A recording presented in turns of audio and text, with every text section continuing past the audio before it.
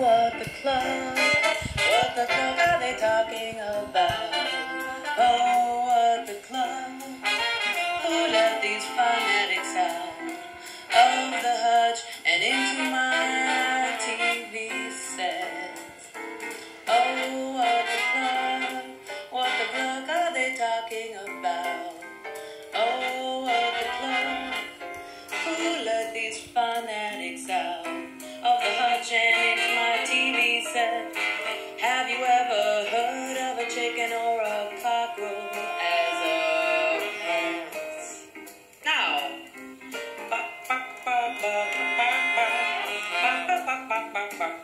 We're on the road. We're on the road, yeah. We're on the road. We're on the road. So I'm Elaine. I'm Justine. And this is What the Cluck? But for rescue services, we will do whatever our clients request. If they want to have it go to a home, a specific type of home, then we can reserve that for them and make sure that that's the only way they're going to go out. In which case, they may stay here for their whole life. But we try and find a home that is a little less transient. In this, however, we get so many births through the year, and we find homes so quickly that it's kind of like that kid at the orphanage that stays there until he's 20. You don't want to create that kind of atmosphere for them either. And these guys tend to find their homes pretty quickly. I mean, we've got a lot of different breeds, and people are looking for different stuff. And even if they're not looking for a particular rooster, they just want something pretty or something cool looking, we have those. Most of our clients that want breeders are going to want Rhode Island Reds because they can create a number of sex links with them, plus they have the straight Rhode Island Red grouping in it. But yeah, we've got different stuff. We always get different stuff. Are you afraid? Usually when I'm in here, they don't really do much, so he's the one that's always the culprit for most of the breeding now. He still breeds, but he's kind of given up authority of the flock to those. I have a black bantam that will sometimes perch up here, and I thought she was right above me. Are you introducing everybody? Just trying to make everybody comfortable. So Elaine, can you explain to the viewers what just happened? I don't know. I didn't see. I don't think anything happened other than us putting Charlotte in with a rooster there, one that's supposed to be very gentle. His name? Well, that's Blue. He's usually really good. That's his son, who's still kind of figuring it out, but whenever he gets too rough, Dad will take the bull by the horns and knock him off. Sex links, if it's a bird, the sex link itself is just a description of the fact that when a bird hatches between the breeds, you can tell at hatch if it's a male or female by its color. And so you'll see like the gold sex link, black sex link, red sex link, brown sex link. They're all going to have a different color to them, but all the parentage on them on the paternal side is all going to be Rhode Island Red. So you can breed a Rhode Island Red to a Rhode Island White or a White Rock or a White Leghorn, and you get a gold sex link of some sort. And if you do that to a Delaware, you get a red sex link. You do that to a Barred Rock, you get a black sex link. And then they have different types of rocks that have certain factors in them, in particular a silver factor rock. If you breed that to a Rhode Island Red, you get what's called a brown sex link. And they're the most prolific. They're the ones that have been worked with the most to create a number of eggs. So they're going to be just as good a producer as your Leghorns that are about 300 a year. Usually those are company-based, so Bovin, ISA, Neo, there's a couple other companies that create the brown sex link, and that you're going to see as a very productive brown egg layer. Cool. Thank you. No problem. Let's see where he's at. Oh, he's over in the corner. There's a blue copper who's really the third man on the pole, so to speak. He doesn't really breed a whole lot. Come on, come on. Oh yes, oh yes, I've got you. Look at that. So this is my boy. He's my, I don't want to say favorite chicken because I have a lot of good ones, but in spur development we don't trim anything for our breeders. That's a spur. And he's about 5, and so, to get a good idea, that's about almost the size of my pinky. Wow. And he's yeah, you're a good boy, I know. He's been through a lot. Hey, you want down? There you go. So he's 5 years old.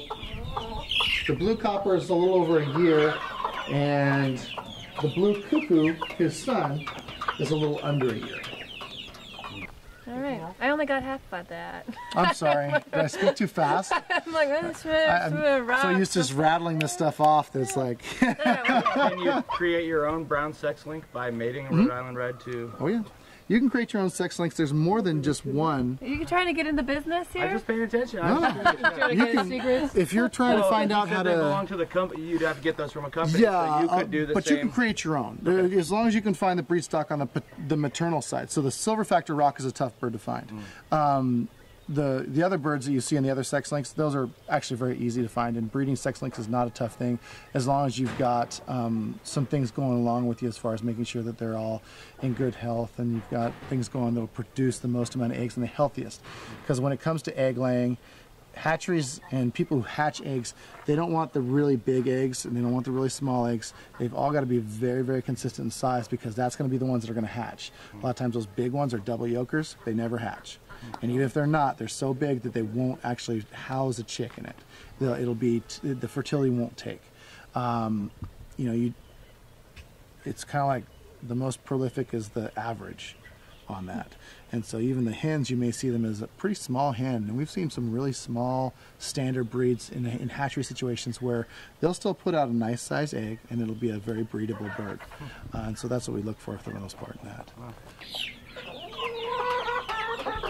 So what would you say, do you have a favorite breed? This is my favorite breed, bar none. This is the Favrel. I know. We just got these two, and they're actually just really awesome birds. And it's okay, I got you. But I like them for a number of reasons. One is they're really pretty. They've got the Americana face, the fluffy face. Yes. They've got a nice color, the salmon color with the white and the cream in the chest here. They're usually really well behaved. They've got feathered feet. And as a true freak of nature, they have a fifth toe. So this is something that you see out of Dorking heritage out of Central Europe. And so anything that's related to the Dorking will have that fifth toe. So they've just got it all. They've got the full package. Yeah. Wow. And they lay a pink egg. But if you want to do sex links, take a look at feathersite.com. They have a whole sex link section on there where you can create your own different types. Blue sex links, different things that would show you different qualities that you'd see in the chick when it hatched. So that's what we don't do a whole lot of that, because basically everything we hatch we can sell. It's just a matter of raising them up to the right size. All right. Excellent. Excellent. Yeah, super excellent. Any other questions about that? I'm sure I could, think of 1,000 more, but... And there's sex links in more than just chickens. Ducks and geese have sex linking to them as well. Really? So yeah, the sex linking on the hybrid 1000 that's out of Metzer. This is a car model. We're talking a car model. Yeah, it's a duck. It's a heavy laying duck that the males are black and the females are this goldish brown. Wow. And then there's certain breeds. It's called a hybrid 1000. I know it sounds. What's the model number? Yeah, well, it's a bird that was created through breeding to find a way to make it easy. So at birth, they can say, these are the girls. They go over here. They're raised for this purpose. These are the boys. They go over here. They're raised for this purpose. Well, they're raised for meat, is what they're raised for broiler purpose. And so that way they don't have to wait and feed everything the same thing. They can push a higher protein on the boys and keep the girls at a nice slow rate so they're able to lay successfully when they're older. The geese, pilgrim geese, Pomeranians, there's different types of geese that are also sex linked too. Where did Charlotte go?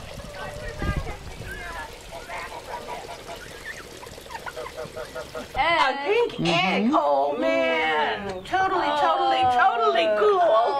Oh, feathers. We gotta get that coop at Naya going. Yeah. So these are the ones that when I get them into the store are ones that I have no problem telling people are the best birds in the world. Just because of the way that they are. But what?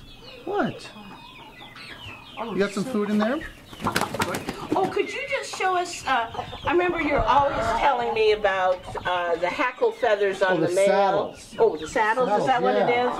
And I'll hard pick to up keep it Blue. straight. Come here, buddy. Come on. You're on TV. Think of that. He's like, I've been there before. Smile. I know. So I'm just annoyed now. Oh. So when you look at a rooster, if it's a full-grown one like this, it's a lot easier because the saddle feathers hang down and position myself where it's a little more light. So the saddle feathers kind of drape down right here. What you're going to want to look for, okay, don't get upset with me, Blue, I'm going to take one. Oh. They come to a sharp point. So there's always going to be a sharp point at the end of the feather. If it's a sharp-pointed feather, it's a boy. Ah.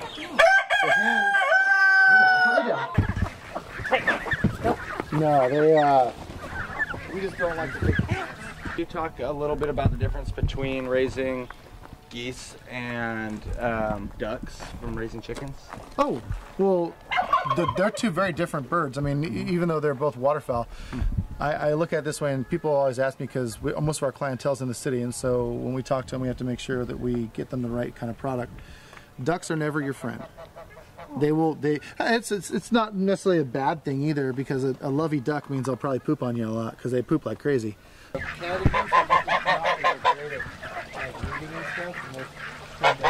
that turkey is amazing. Where did the Canada geese come from? Those were actually, but the ducks look at you as like that necessary evil. They'll come to you because they know you have food or you're their feeder, but once you try and pick them up, they usually want to go the opposite direction. Geese, on the other hand, once you grow, if you start growing them and you raise them, they're your best friend for life. They'll hate everybody else, but they're your best friend for life. So you have a goose friend over there? I've got 6 goose friends over there, and those are the babies that we brought in, and we raise them, and they follow me and my kids. They actually are good with my kids too, but they're at the age right now where they're not really pushing any kind of hormones or anything as far as their own growth, and so when they look at us and they look at my kids, they don't look at a challenger. They look at, oh, my buddies, just like the rest of the birds in there right now. When they're a little bit older, they start to push the sexual hormones, and then they start to assert themselves in different ways. They won't do it with me because they know that I'm the top of the flock. But when it comes to like my kids and stuff, who they're looked at as almost like their peers, they'll start to challenge them a little bit, and so they'll nip at the legs and they'll nip at their feet.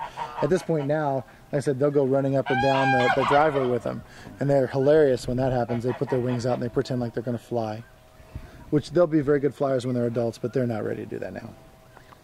Will fly. Oh, the Canada geese will fly very well. Oh, the Canada, yeah. Sure. Okay. The big geese, the Emdens and the buffs in there, they get too heavy to be able to fly. Right. Most of your ducks are also going to be the same way, because like a standard, like a mallard you see out in the wild, it's only going to be about 2 to 4 pounds tops. The birds that we grow, the big standards in there, they're going to be up to 8 pounds. So they don't carry that thrust to weight ratio that you would need to have them actually gain successful flight. The turkeys are really good flyers, those ones in there, because they're standard, they're heritage breeds, and they're designed that way. But we don't usually see anybody fly out. I mean, they'll jump up on that, what used to be a dresser, and sit there all night long. Or they'll jump onto the side rail and sit there all night long, and then I walk outside and they'll jump inside because they know that's where I feed. And so they're always wanting food. Doesn't matter how much they get, they're always wanting food. Me too. And then and then like the Muscovies, those ducks actually are probably the most personable bird, but they're a wood duck, and so they're basically like having a duck that has cat's feet. So they've got claws that'll cut you up, and so they're used to being in trees and climbing and stuff like that. They're good flyers. The great thing about them for the city, and one thing I say, if you want a pet duck, they're perfect. They don't make a sound.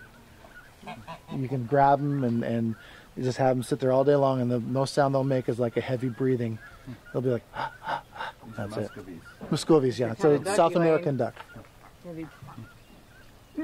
All right. Heavy breather and heavy breeder. Woo! There you go, Elaine. That's it. 2 to 1, Elaine. 2 out of 3. I don't know what the third is, but oh, here we go. Now they're also your money maker. oh, good. And speaking of legs, how much do you sell your fertile eggs for? If we sell them, they're usually like $1 a piece, just because that's the way we can do it. But if it's somebody who's doing like a handful of eggs for underneath their hen or broody hen or something like that, then it's like, oh, here you take them. If we sell to classrooms and we sell to people who do large groupings, and so I have a couple other farms I work with too, and we get them 40, 60 eggs at a time to do their work that they need to do. University of Portland has bought eggs from us to do in their science department because they have to generate a certain development at a certain point in time.